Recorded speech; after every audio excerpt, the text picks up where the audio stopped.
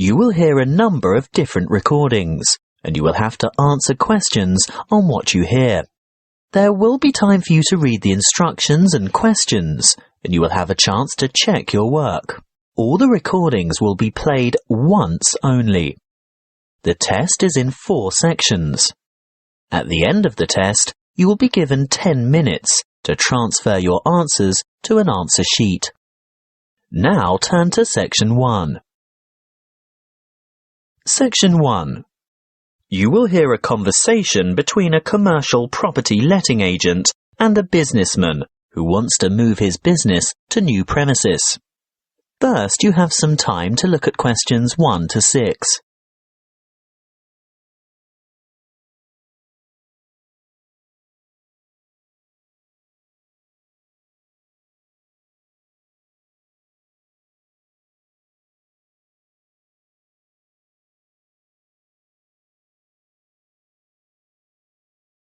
You will see that there is an example that has been done for you.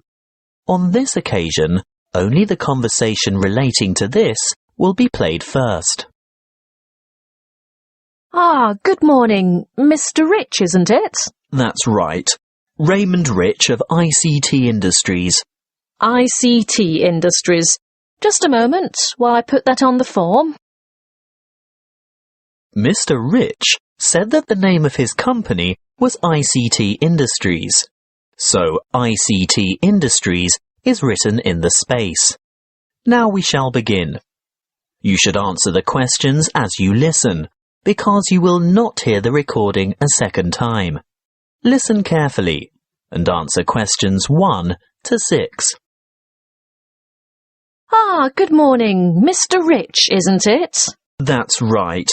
Raymond Rich of ICT Industries. ICT Industries. Just a moment while I put that on the form. Now, you're looking for new office space, is that right? Yes. Our present lease is due to expire soon, and as the company's expanding anyway, we need to find somewhere to move to.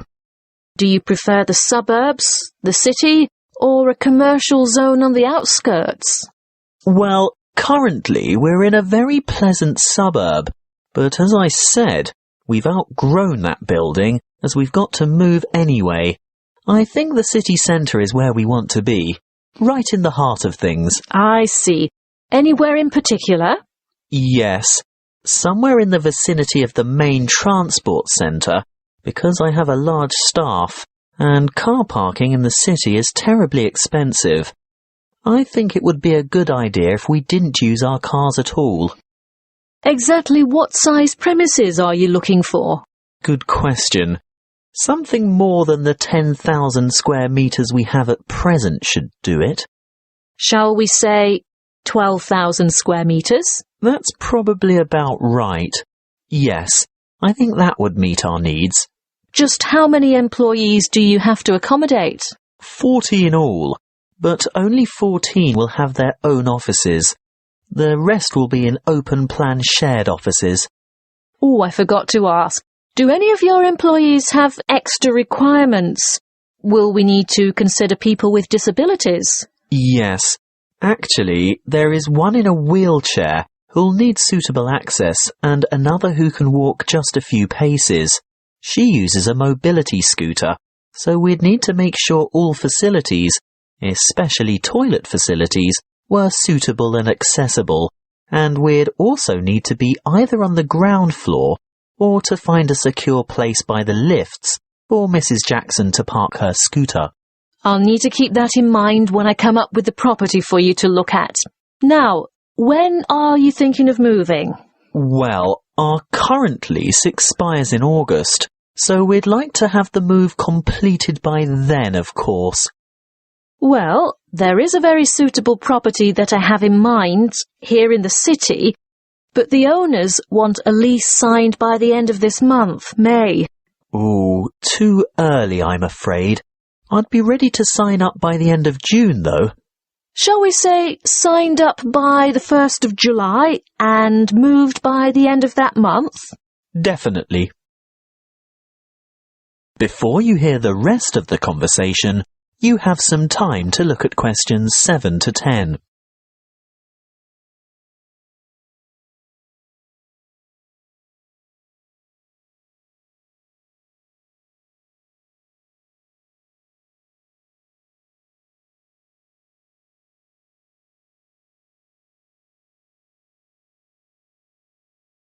Now listen and answer questions 7 to 10. Well, I'll keep your requirements in mind and let you know when something comes up. Wait a minute. There is a vacant office space on the 10th floor of this very building. Would you care to take a look? It has only just become available, but I haven't started marketing it yet because it's in need of a bit of a makeover. The floor area is about the right size. Good. Let's see it then. Well, what do you think? Elevator access is great, and the lobby area is roomy enough for that disability vehicle you were telling me about. Oh, I don't know. There are too many small offices. Would we be able to take out a few of these walls and make bigger work areas? I don't see why not. Most of them are just partitions. Obviously, load-bearing walls can't be touched, but there aren't many of those to worry about. What about kitchen and dining facilities? We like our staff to feel comfortable eating at work. If they go out for lunch, it often leads to extended lunch hours and lost time. Come this way. This is the kitchen.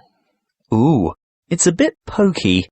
We'd need to enlarge it somehow. What's behind the wall here?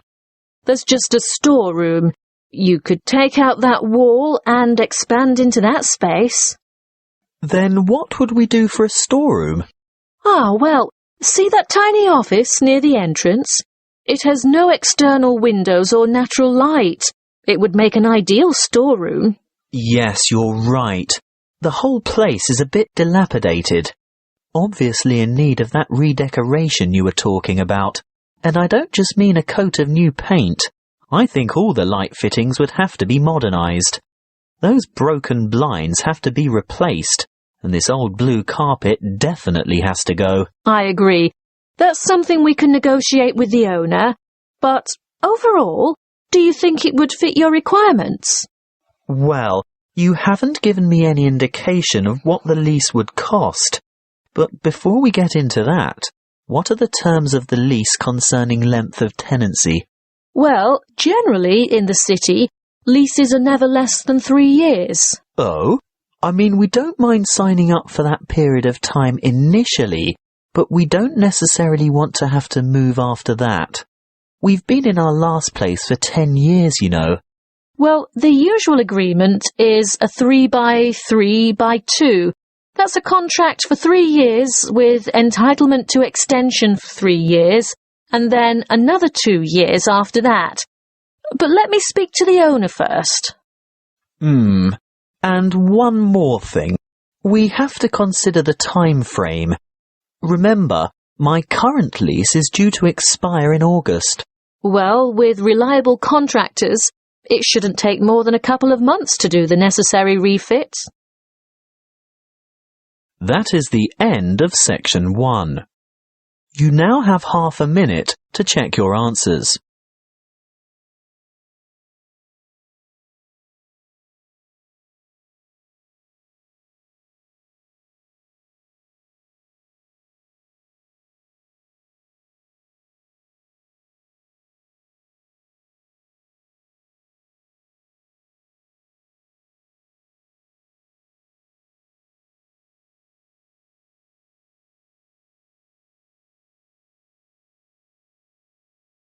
Now turn to section 2.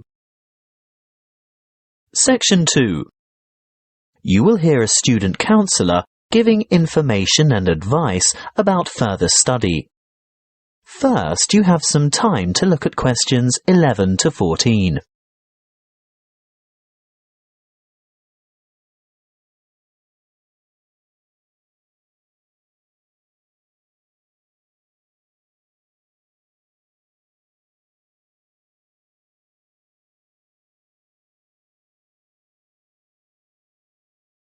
Listen carefully and answer questions 11 to 14.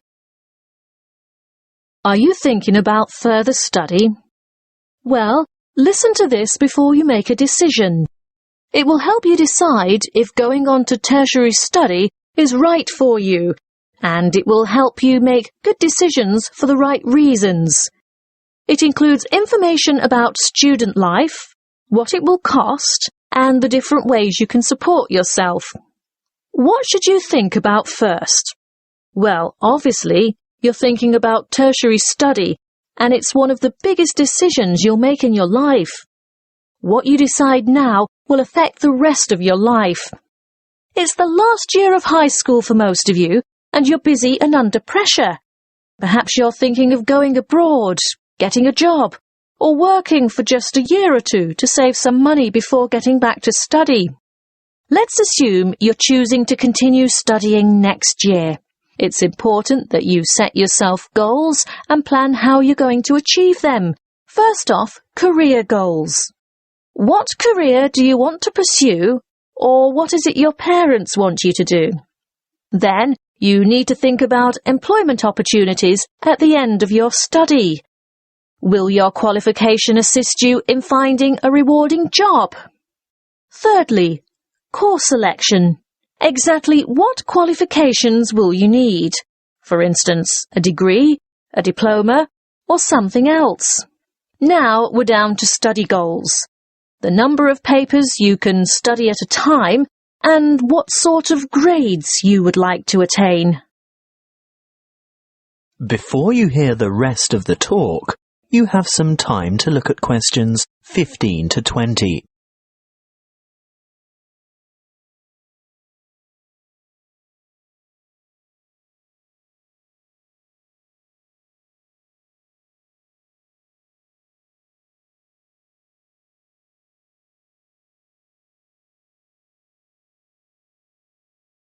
Now listen and answer questions 15 to 20. Now, how do you make all that happen? You might feel overwhelmed by all the choices, but there are people and agencies to help. Career Services is a great website with lots of useful information and a search tool for finding courses and providers throughout the country. Then, there are the tertiary education institutions themselves. Universities and institutes of technology, for example, have comprehensive information on their particular websites.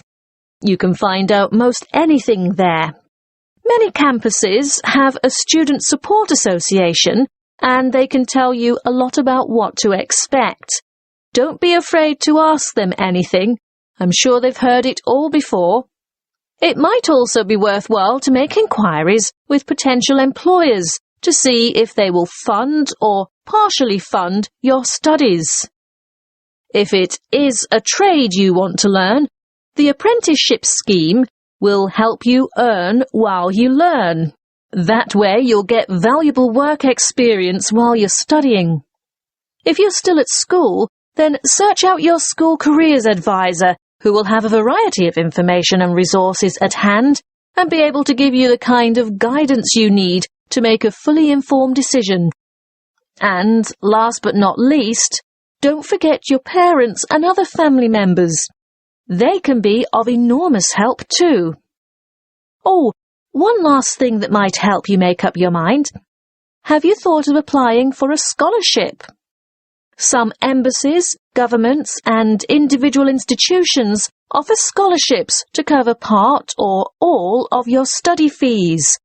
Most large libraries have a comprehensive catalogue of the various grants, awards, and scholarships that are available. That is the end of section 2. You now have half a minute to check your answers.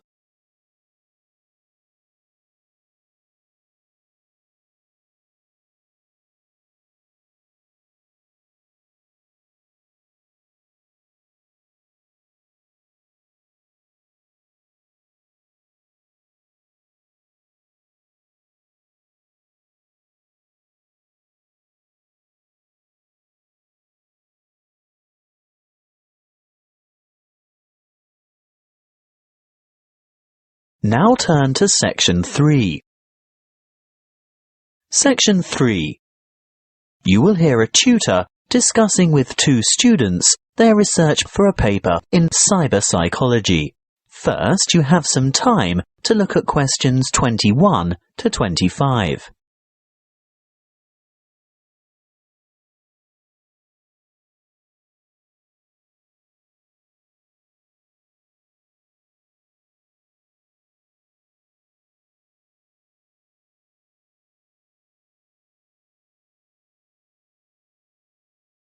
Listen carefully and answer questions 21 to 25.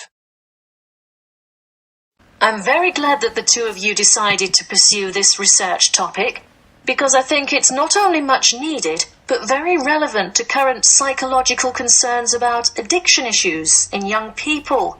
Now, tell me, how did you get started?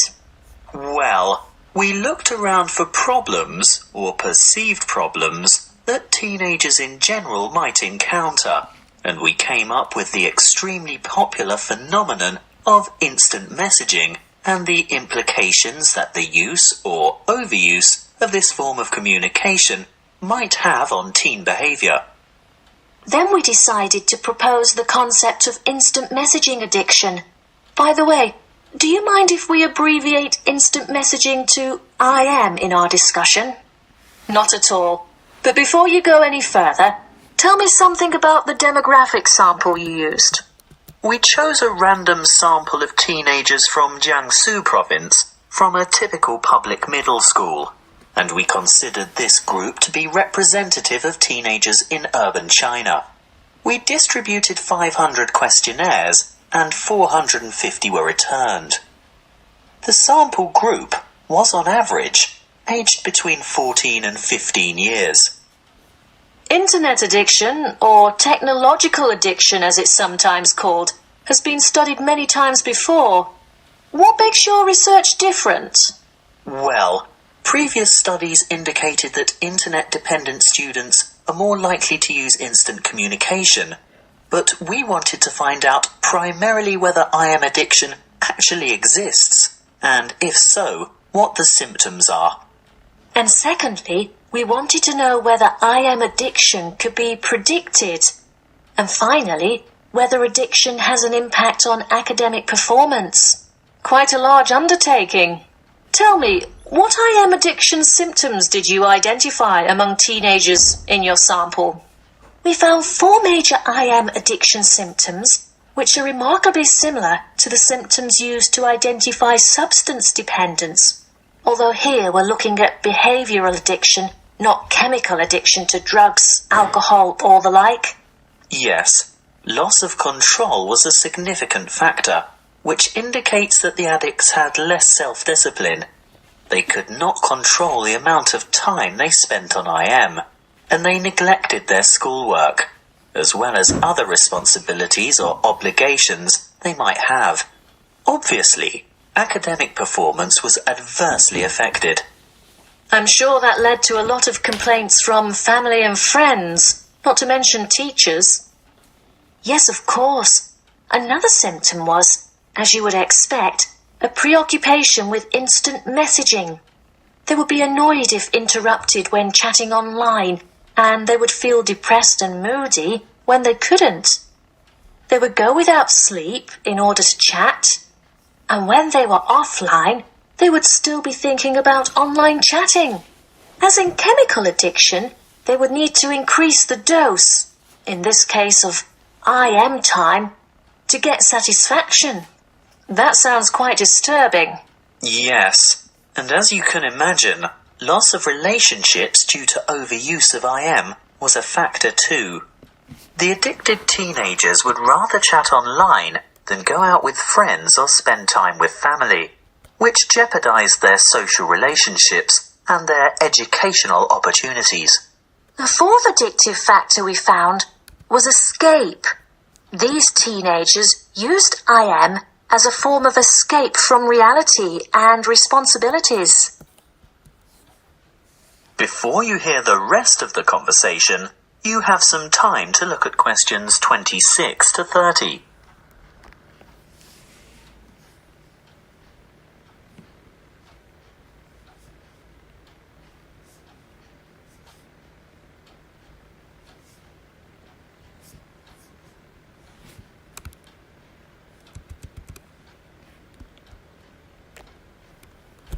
Now listen and answer questions 26 to 30. And can IM addiction be predicted? Well, we found a definite correlation between shyness and IM addiction. Not only shyness, but also a feeling of alienation was a predictor too. Alienation from family, peers, and school. So the more alienated they feel, the more they look for affection, friendship, and social support through IM. Exactly. But interestingly, what we found was that alienation was a predictor for addiction, but not necessarily related to a high level of IM use. How do you explain that? One possible explanation we considered was that those who were not alienated would communicate frequently with their friends through IM, but addicts, on the other hand, are probably looking for friendship through online chatting with strangers. Look, we're just about out of time. I'm really looking forward to reading your paper when you've finished it. But before I go, can you quickly sum up your conclusions? By looking at behavioural patterns and psychological characteristics, we were able to establish that there is a difference between high level of IM use and IM addiction as such. And that there are certain positive predictors for addiction. And our findings showed that teenagers' level of use of IM affected their academic performance. So you're saying that IM addiction detracts from the students' academic performance? That's what we set out to prove, and there's absolutely no doubt. Addicted students perform badly at school. But what we also found is that there is a correlation between the level of IM use and schoolwork. So not just the addicts suffer low scores? Precisely. Our results show that the higher the level of IM use, regardless of whether addiction is involved, the more negative impact there is on academic performance. Your research shows then that not only should teachers and parents be on the lookout for those teenagers who might be vulnerable to IM addiction, but that parents should pay close attention and provide proper guidance and monitor their teenagers' level of use of instant messaging. Yes, that's it in a nutshell. That is the end of section 3. You now have half a minute to check your answers.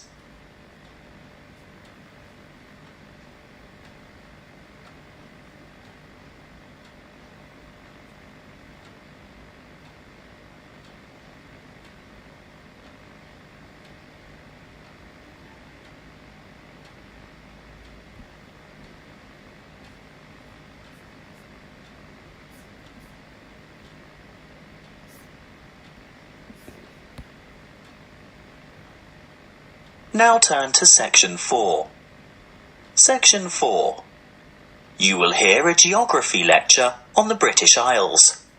First, you have some time to look at questions 31 to 40.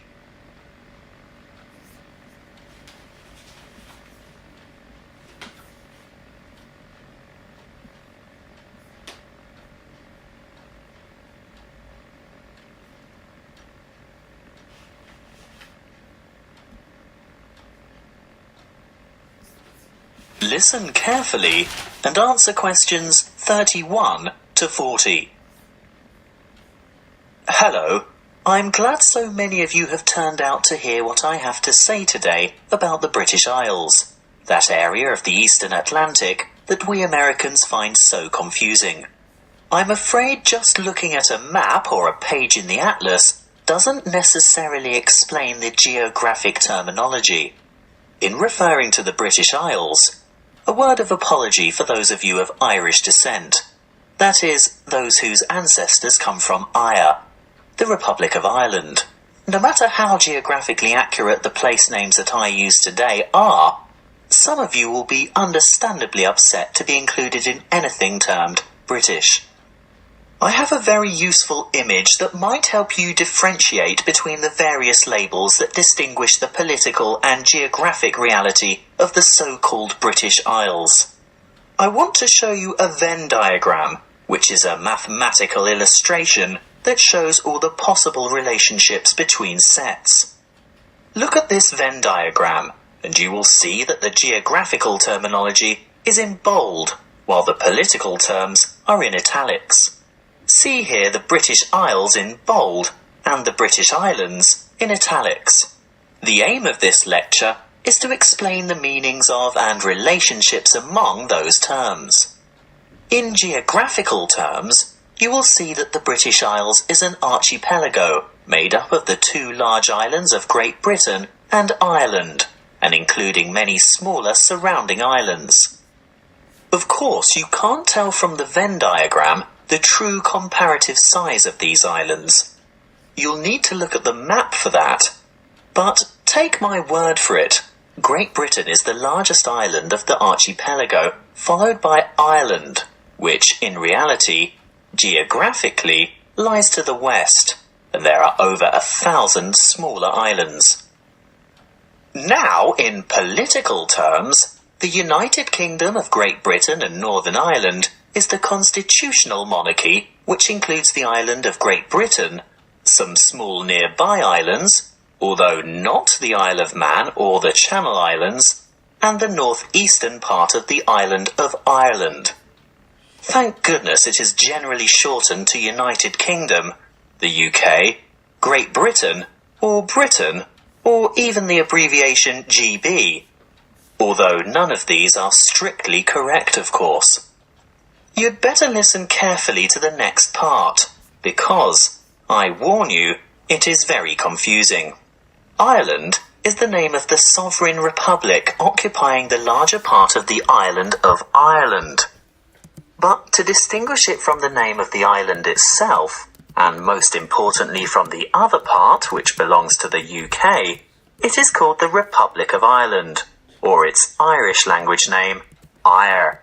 That's E-I-R-E, even though Eire directly translates as Ireland. The smaller portion of the island is called Northern Ireland. The partition of Ireland took place in 1922, after a great history of struggle that we won't go into here. England, Scotland, Wales and Northern Ireland are legal jurisdictions within the United Kingdom, but Great Britain refers to the countries of England, Wales and Scotland as a unit. The British Islands contain the United Kingdom, the Channel Islands, made up of Guernsey and Jersey, and Isle of Man, which all have the British monarch as head of state. Interestingly, the Isle of Man, although governed as a British Crown dependency, has its own parliament, but relies on the UK for defence and in matters of external relations. So, you've learnt something about the geographical and political confusion surrounding the British Isles. Let's have a look at some of the linguistic confusion. To start with, there isn't an adjective to refer to the United Kingdom, so the term British is generally used. However, that means that citizens of Northern Ireland, although not on the island of Great Britain, still describe themselves as British, because this reflects their political and cultural identity. Irish, in a political sense, refers to the Republic only, so sometimes citizens of Northern Ireland would call themselves Northern Irish as a point of difference. Of course, the Northern in Northern Irish is not completely accurate either, as the most northerly peninsula on the island is in the county of Donegal, which is part of the Republic. Okay, we might get in a muddle over the term Irish, but at least Scottish, Welsh and English should be self-explanatory. Apparently not to us Americans, and Europeans are often guilty of this too. We often use the term English incorrectly to mean British. I'd have to be the first to admit to calling my Welsh colleague English, which really gets his heckles up. He is Welsh, he tells me, and he may also be British, but he is definitely not English. Just one more thing. What is the British Commonwealth? It's a voluntary association of independent states, many of which were former British colonies. In fact, What was primarily the old British Empire? However, it's no longer known as the British Commonwealth, but is now called the Commonwealth of Nations instead, presumably because current members do not want to remember the old colonial ties. That is the end of section 4. You now have half a minute to check your answers.